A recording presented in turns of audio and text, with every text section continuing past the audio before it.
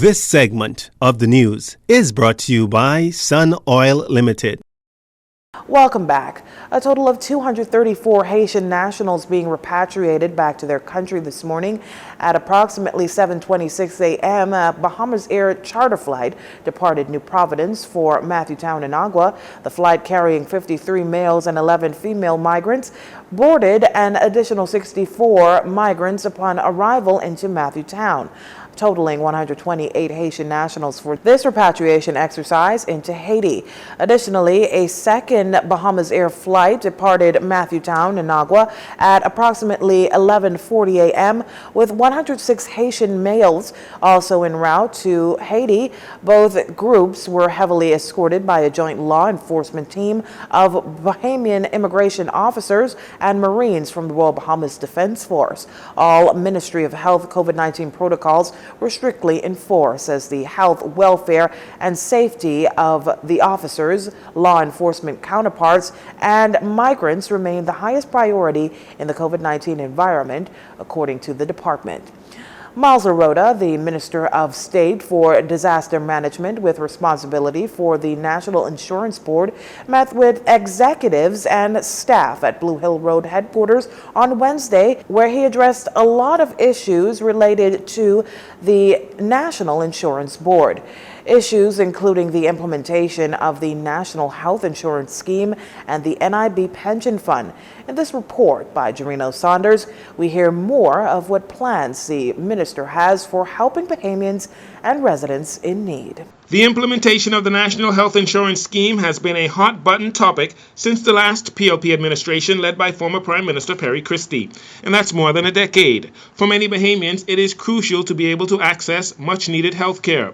Minister with responsibility for the National Insurance Board, Miles Arota, confirming the full implementation of national health insurance is high on the government's list of things to get done. Absolutely. For the last two PLP administrations, that was on the agenda. For some reason, it never got off the ground in its entirety. I think the Prime Minister would have mentioned catastrophic care, but I could tell you that national health insurance is also a high priority of this Prime Minister. National health insurance is designed to deliver accessible, affordable, and quality health care to all citizens. However, there has been disagreements between the two main parties that have governed about exactly what should be covered by the insurance scheme. While there has been any number of recommendations as to exactly what format and structure a national health insurance program would take, Mr. Arota says there is still some work to be done in this regard.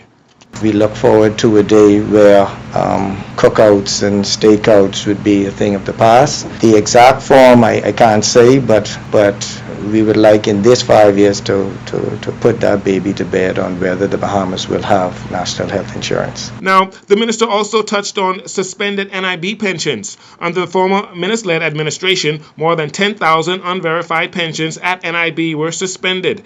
Minister Arota expressing his frustration concerning the matter and sought to give an update as to what is now transpiring in relation to those suspended pensions. I had that discussion with the director. I expressed to him the displeasure of that taking place. In particular, it was done at a point when the new government had just taken over. With regards to the resolution, I think all but 850 of those all are now regularized, reinstated. The minister says he was informed by NIB Executive Director James Moss that all of the pensions that were negatively impacted by the mass suspension have now been regularized and should receive their pension check on October 19th. During the speech from the throne, the government announced pensioners would get an increase. Mr. Arota confirmed the same, but could not give an amount on what the increase would be. I can't give specifics on what it's going to be increased to, but the Prime Minister had made it abundantly clear that notwithstanding some of the fiscal deficits that is going on, those at the economic bottom of the scale suffer the most. Traditionally, those have been the more fervent supporters of the Progressive Liberal Party. But politics aside, we are our brother's keeper, in particular those who are the most vulnerable. We have an obligation to try to lessen their pain, even though it may come at a fiscal price. Minister LaRota wants pensioners to know that despite not having an established timeline, the increase in payment for pensioners is also a priority of the government. Jarino Saunders for JCN News. Police Commissioner Paul Roll giving an update on what some considered a massacre and one of the deadliest shootings in Bahamian history. The incident is the April 15th slaying of 6 young men at the intersection of Jerome Avenue and Chesapeake Road. Police reports at the time indicated that 4 men in a white Kia Jeep opened fire on the men, killing them all while injuring a female and a toddler. Tomorrow, being 6 months into the date the incident took place, Commissioner Roll says the suspects have been identified. However, he adds this. An arrest? Yeah, we have Jasper, tell him bring me down, but keep her up. We have identified suspects in that particular incident, and I have a team of officers who are actively searching for those. I do not wish to, as I said then, put that information in the public for reasons I've already explained. I do believe that a couple of those individuals had skipped town and at least one is already deceased. But we will find them. They'll have to come back home to nest. When they do, we'll be there waiting.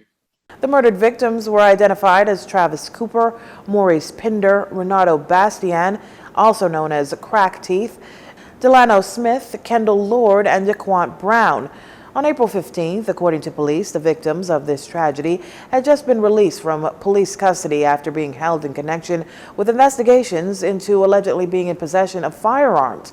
It was widely speculated that police officers may have been involved. That was since debunked by Commissioner Roll, who said there was no evidence to suggest the same. He did say, however, that police suspect the incident may have been gang-related. Former hotelier and tourism icon J. Barry Farrington passed away early Tuesday morning after a lengthy battle with several types of cancer. Condolences are pouring in for the former executive of Kerzner International, now known as the Atlantis Resort, where Mr. Farrington spent 41 years. President of Atlantis, Audrey Oswell, in a statement hailed Mr. Farrington as an inspiration to all, adding that the entire company is saddened and heartbroken by the passing of the man affectionately known as JB, whom she says had a deep and abiding love for tourism throughout the Bahamas and was instrumental in the development and expansion of it.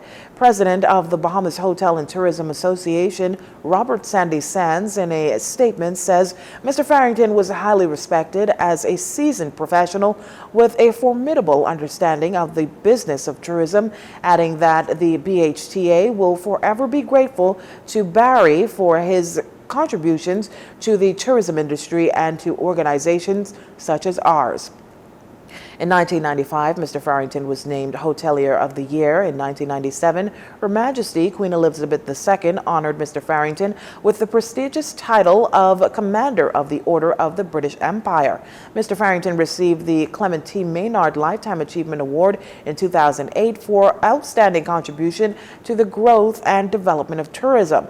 He is a lifetime director of the Bahamas Hotel and Tourism Association. Mr. Farrington served as president of the Bahamas Hotel Employers Association for 31 years, chairman of the Bahamas Hotel Industry Fund for 7 years, and as a trustee of the Bahamas Hotel Allied Industries Pension Fund for more than 30 years. J. Barry Farrington was 85 years old. Condolences to his family and friends from the Jones Communications Network. You're watching JCN News. Stay with us. This segment of the news has been brought to you by Sun Oil Limited.